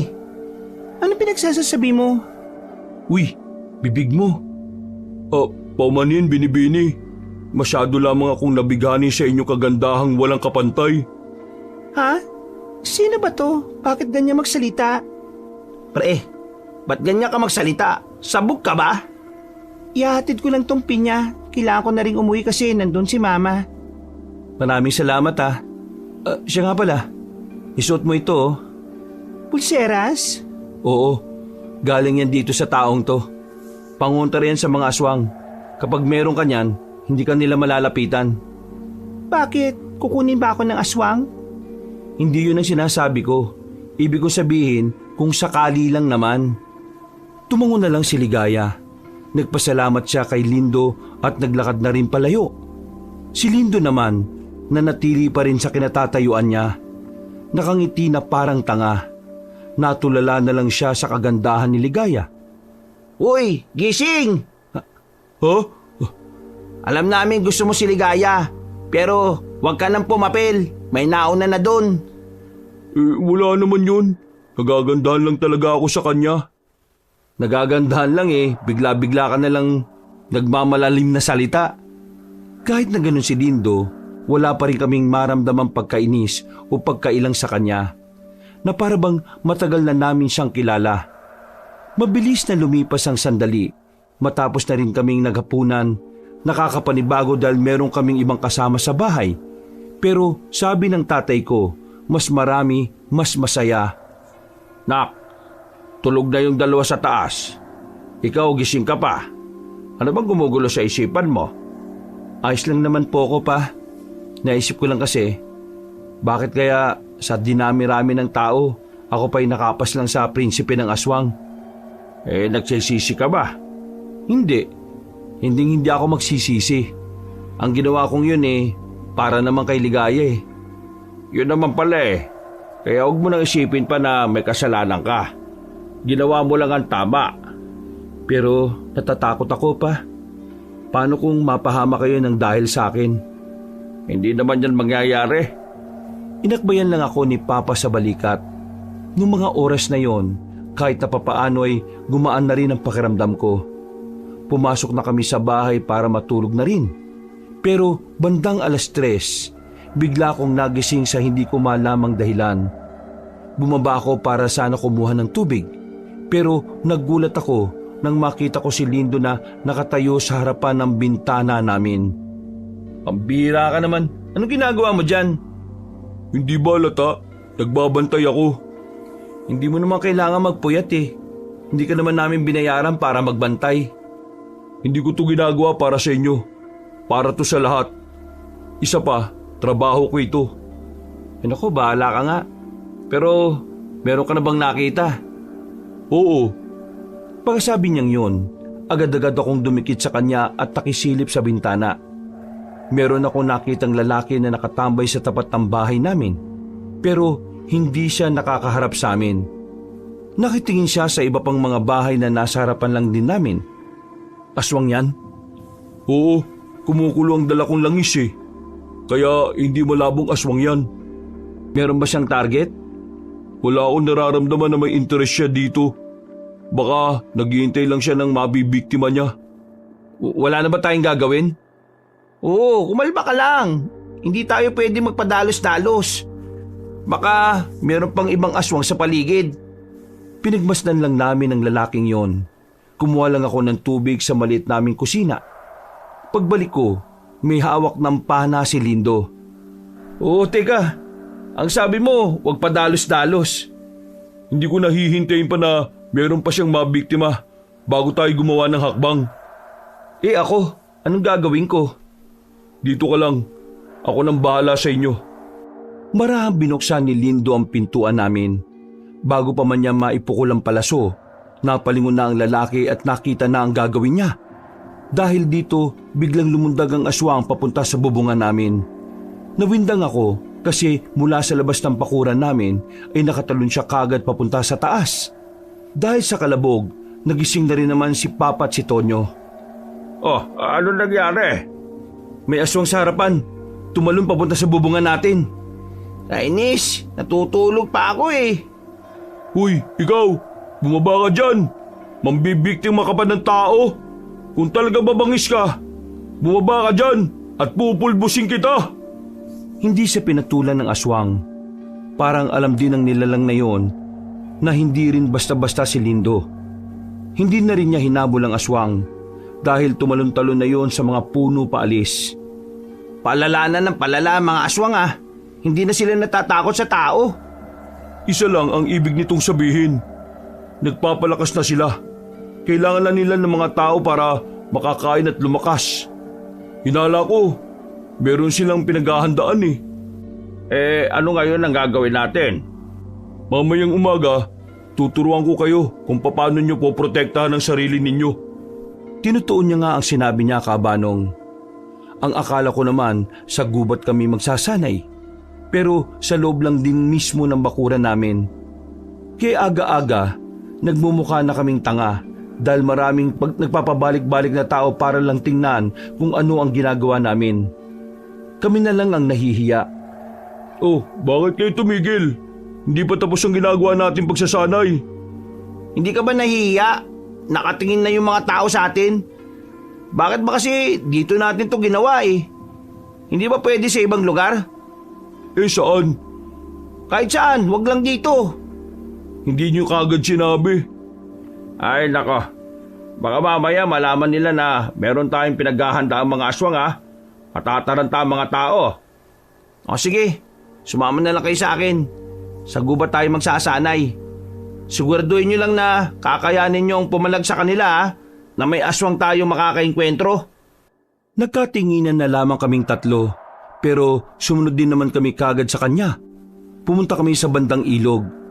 Doon na namin sinimulan ulit ang pagsasanay. Marami siyang itinuro sa amin na kahit papaano, unti-unti na rin naman naming natutunan. Kaya bandang 4:00 ng hapon, kabisado na rin namin ang mga galaw. Habang nagpapahinga kami, muli kaming nakaramdam ng kakaiba sa paligid. Maliwanag pa, pero ang sabi ni Lindo, may presensya raw ng aswang sa paligid. Noong mga sandaling yon, pinagpawisan na naman ang palad ko, pero hindi na ako ganong kinakabahan. Huwag kayo matalanta ha. Mag-obserba lang kayo sa paligid. Anip, pagkatapos ng practice, rekta sabak na kaagad. Huwag ka na maingay, may mga naglalakad na. Kanya-kanya kaming pwesto. Hindi nagtagal, nakita na rin namin na may mga grupo ng kalalakihan na lumabas. Isa sa mga yon ay ang matandang lalaki na maputi na ang buhok. Pero kitang-kita naman na malakas-lakas pa ito. Hindi sila lumapit sa amin. Nasa kabilang parte lang sila ng ilog. Base sa nakikita ko, ang mga patalim na hawak ninyo para talaga sa mga aswang. Tama ba ako? Paano mo naman nalaman ang bagay na yan? Dahil nababasa ko sa mga mata ninyo.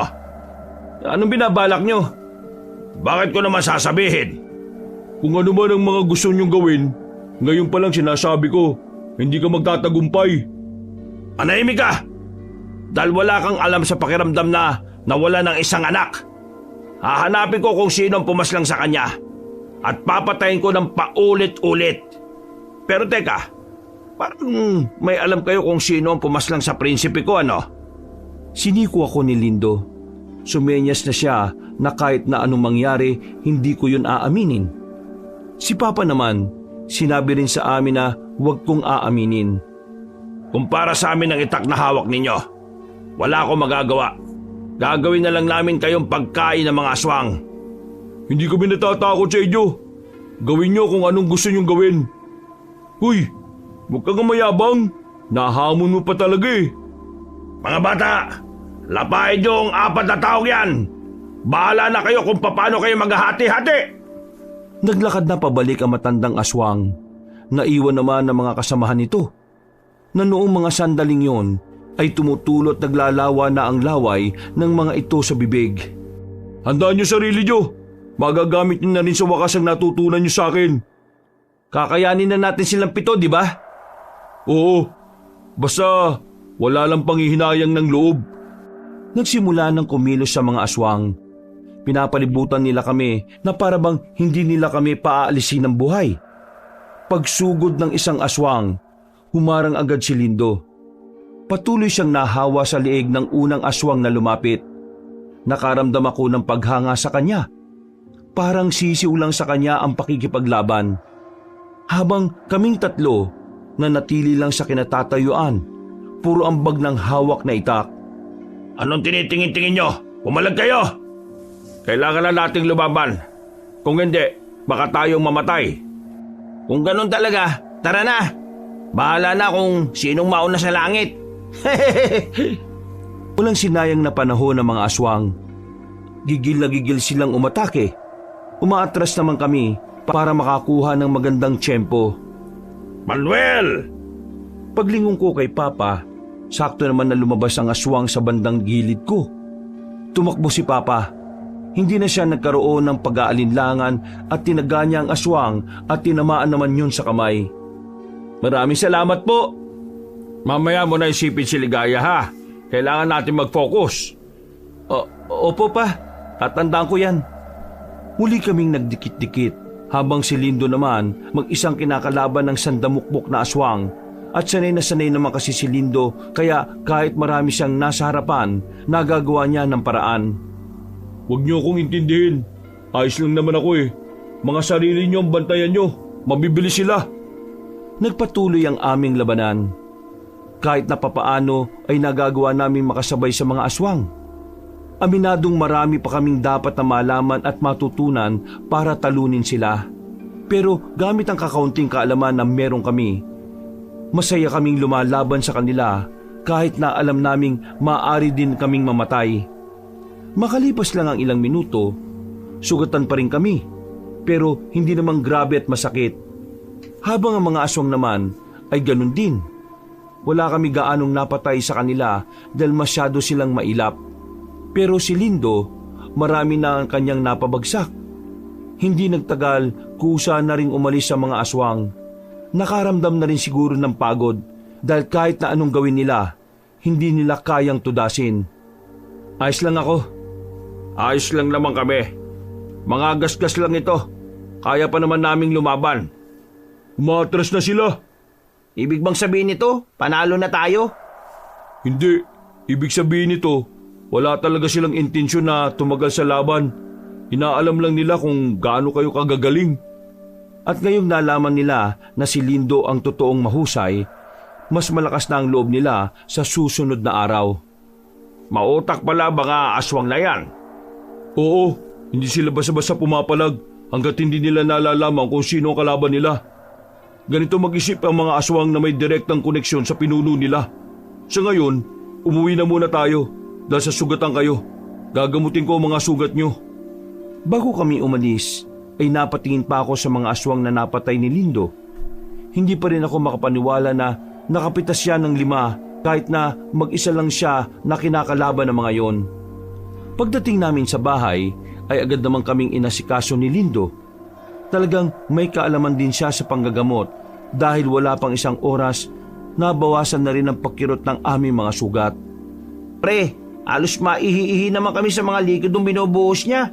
Pero dahil naman nandun siya at gumagawa naman, agad ang pakiramdaman namin.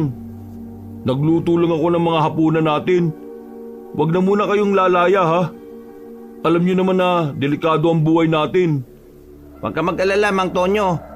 Dito lang kami. May binabalak na kakaiba yung hari ng mga aswang. Paano mo naman nasabi? Tingin ko kasi hindi nagkakataon lang na nakita ninyong 3 ang itlog.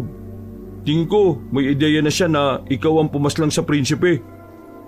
Kung ganyan, bakit hindi niya ginagalaw si Manuel? Yun nga ang dahilan kung bakit naisip kong merong binabalak na kakaibang aswang na yun. Sinasabi mo ba na hindi ako ang gusto niyang unahin? Pwede rin ganun. Teka, bakit? Anong naisip mo? Si Ligaya. Baka may gawin siya kay Ligaya.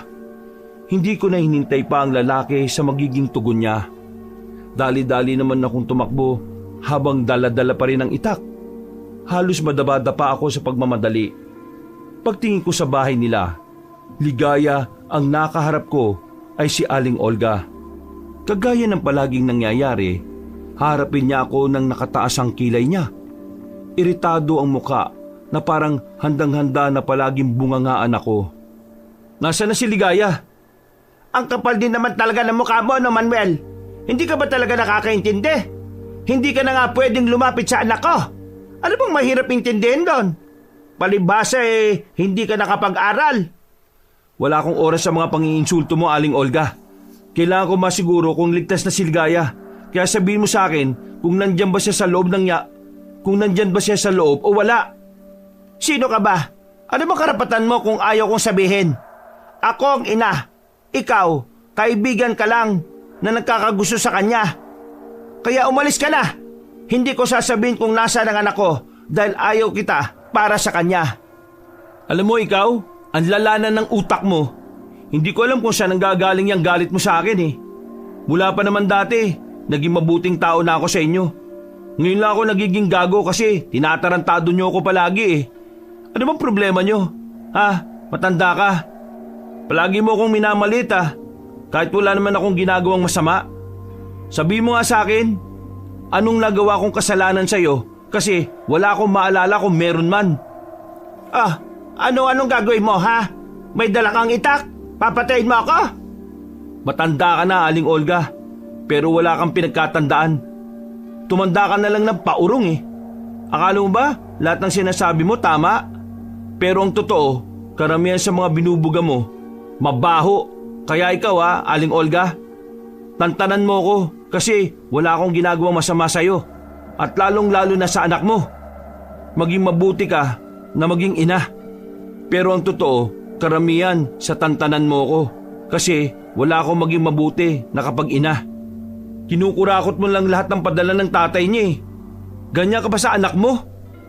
Napakawalang kwenta mong ina. Anong sinabi mo? Lalapit na sana sa akin si Aling Olga para sampalin ako pero biglang dumating si Lindo at Tonyo. Agad naman silang pumagitna at hinila ako palayo. Ikaw naman kasi, Aling Olga, ang pangit mo daw. Hay, isa ka pa. Palibasa, wala ka rin pangarap sa buhay eh. Alam mo kung anong pangarap ko? Pangarap kong malaos na yung matandang kagaya mo. Mas maganda kung mamamatay. Pasensya na kayong dalawa. At sino ka naman? Malamang sa malamang kagaya ka rin ni Manuel na walang silbing lalaki. Hindi niyo ako kilala, kaya huwag niyo akong pagsalitaan Nakikiawat lang ako. Sus! Sa tabas pa lang ng mukha mo alam ko nang... Ikaw ang kulubot na muka. Laylay na pisngi mo, ganyan ka pa rin sa ibang tao. Alam mo kung ano maganda mong gawin? Pumunta ka sa ilog, tumalong ka sa tubig, at magpaanod hanggang sa mapunta ka sa lugar ng mga aswang. Para lapain ka nila. Kaso, di ka naman pala nila lalapain kasi bulok ka na Pati ang laman loob mo. Hay! Mga walang yak kayo! Kung sinabi mo ba kanina kung nasa ng anak mo, edi wala na sana tayong problema ngayon. Kahit na kailan, wala ka talagang modo. Nasaan ba kasi si Ligaya? Nasa panganib ang buhay niya ngayon Kaya ubusin mo na sa amin. Anong nasa panganib? Kailan pa naging mapanganib ang palengke, ha? Palengke? Wala kaming sinayang na pagkakataon. Kumaripas kami ng takbo papunta roon. Pero huli na. Pagdating namin, nagkukumpulan na mga tao. Narinig na lang namin na meron daw 4 na lalaking biglang humila kay Ligaya. Noong mga sandaling yon, walang duda ang mga aswang nga ang kumuha sa kanya. Kahit na kailan, marumi talaga lubaban ng mga aswang. Anong gagawin natin ngayon? Wala muna, maghihintay tayo ng susunod na paghiwatig nila. Balisang-balisa ako ng mga oras na yon na makabalik na kami sa bahay. Hindi mapakali ang utak ko. Sa dami kong naiisip, hindi ko alam kung anong gagawin ko para maibalik si Ligaya. Habang nasa kalagitnaan ako ng pag-iisip, ay bigla namang dumating si Aling Olga. Galit na galit. May daladala pang pamalo. Olga, bakit ka narito? Bakit may dala kang 2x2? Naghahamon ka ba ng gulo? Yang anak mo, nasa niya dinalang anak ko? Nabubuang ka na ba? Hinahanap nga rin niya si Ligaya Anong hinahanap? Style niya lang yon para hindi siya mapagbintangan. Hoy, ikaw Manuel! Sumagot ka! Saan mo dinalang anak ko? Akala siguro ni Aling Olga masisindak niya ako kahit kasama niya ang mga kamag-anak niyang mga lalaki. Tumayo ako. Nasa tagiliran ko pa rin ang itak. Magulo ang utak ko noon, pero isa lang ang malinaw sa akin. Banas na ako sa matandang babae na nasa harapan ko. Wala akong alam kung nasan si Ligaya. Mabuti ba umalis ka na? Wala kang may tutulog Kapag hindi ka umamin, ipapapulis kita. Di gawin mo. Palibasa, wala ka ng nanay kaya walang nagsasabi sa'yo na mali ang itaanan mo ang anak ko. Manahimik ka na nga. Hindi ko na pinatapos si Aling Olga sa pagsasalita niya. Binunot ko ang itak at itinutok ko yon sa lieg niya. Nanlaki naman ang mga mata niya at nanginginig ang kamay. Nabitiwan na rin niya ang 2x2 na hawak niya. Isa bang damay sa nanay ko sa walang kwentang pinagsasabi mo? Baka makalimutan kong matanda ka at baka makalimutan kong masama ang pumatay. Manuel, ibaba mo yan. Wala akong alam kung nasaan si Ligaya. Kagaya mo, naghahanap din ako sa kanya. At mahalaga siya sa akin. Kaya gagawin ko makakaya ko para mahanap ko siya. Ngayon, kung wala kayong maitutulong, manahimik ka na lang. Naintindihan mo ba ako? Mananahimik na ako. Nak, ibaba mo yung itak. Mapapahamak ka dyan eh. Huminga ako ng malalim at marahan ko na ring inalis ang talim ng itak sa leeg ng matandang babae. Natakot siya sa ginawa ko, pati na rin ang mga kasamahan niyang lalaki. Wala akong pakialam noon kung ipakukulong niya ako dahil sa pagbabantang ginawa ko. Ang tanging nasa isip ko ay kailangan ko siyang patahimikin dahil banas na rin ako. Umalis na si Aling Olga. Iyak siya ng iyak dahil sa takot kahit ang tatay ko ay hindi inaasahang magagawa ko yon. Pasensya na pa, punong-puno na ako eh. Ayos lang. Matagal ko nang gustong gawin yun eh. Salamat kasi ikaw ang gumawa. Ho? Kailangan na nating mapunta sa ilog na yun kahapon. Tingin ko merong negosasyon na mangyayari. Nagkatinginan kaming apat. Magkasunod kami sa sinabi ni Lindo. Kaya hindi nagtagal, nagmamanman na rin kaming makaalis. Pagdating naman sa kasagutan, bandang 4:00, narinig na agad namin ang mga kaluskos sa paligid. Lumabas muna ako mula sa mga matatandang aswang. Mabuti naman at marunong kayo makatunog. Nasaan si Ligaya? Sinong Ligaya? Ha? Yung babaeng maganda at sexy? Nasa amin na. Bakit? Ibabalik mo siya? Ibabalik ko naman talaga siya eh. Pero kailangan yung sumama sa amin. Kayong apat kapalit ng babae. Ipakita mo muna sa amin yung babae bago kami pumayag. Maya-maya lang ay inilabas na rin nila si Ligaya. Nakatakip ng itim na tela ang bibig nito. Namamagana ang mga mata niya sa kakaiyak. Oh, bakit ngayon? Binitiwan niyo mga sandata ninyo. Lumapit kayo. Ibigay niyo sa amin ang babaeng ito. Masyado ka yatang presko eh. Tingnan mo, magpapauto kami. Ganito naman ang gagawin namin. Isa muna ang lalapit sa inyo. Kaliwan. At saka susunod ang 3 kapag wala na sa poder ninyo yung babae. Pwede rin naman pero ikaw ang mauna. Ayaw kong ikaw ang pinaka magaling sa kanila kaya ikaw ang nauuna. Walang problema. Ngumiti ng nakakaloko matandang aswang. Tumupad sila sa usapan. Kinuha nila si Lindo at tinalian. Kasunod naman ay ibinibigay na sa amin si Ligaya. Wala naman talagang silbi ang babaeng yan para sa amin. Kayong 4 ang may pakinabang. Gagawin namin kayong kagaya namin dahil kulang na kulang kami sa mga tao. Pero teka lang, hindi pala 4, ikaw, bukod tangi ka. Ikaw si Manuel, tama? Ikaw ang pumatay sa anak ko. Kaya papahirapan kita. Yang tatay mo, ipapakita ko sa iyo ng harapan. Nang sa ganon unti-unting mawala ito sa iyo. Walang iya ka. Ops! Huwag ka nang papalag. Hindi kayo uubra. Baka nakakalimutan nyo, yung pinakamagaling sa inyo hawak na namin. Kaya ano pang magagawa ninyo? Ligaya, umalis ka na. Umuwi ka na sa inyo, bilisan mo. Pero paano kayo? Paano ka, Manuel? Huwag mo na akong intindihin. Ayos lang ako. Sige na, umalis ka na. Pag-alis ni Ligaya, lumapit na rin sa amin ang mga aswang. Wala na kaming nagawa kundi hayaan na lang silang talian kami.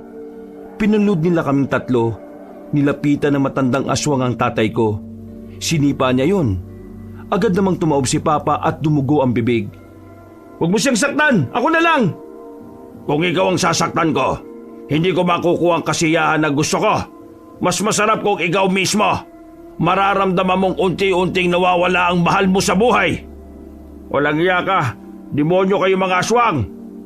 Demonyo na talaga kami mga aswang. Kasi demonyo rin naman ang Diyos namin Sinuntok naman niya si Papa sa muka. Sinubukan kong lapitan si Papa pero pinigilan lang ako ng 2 aswang.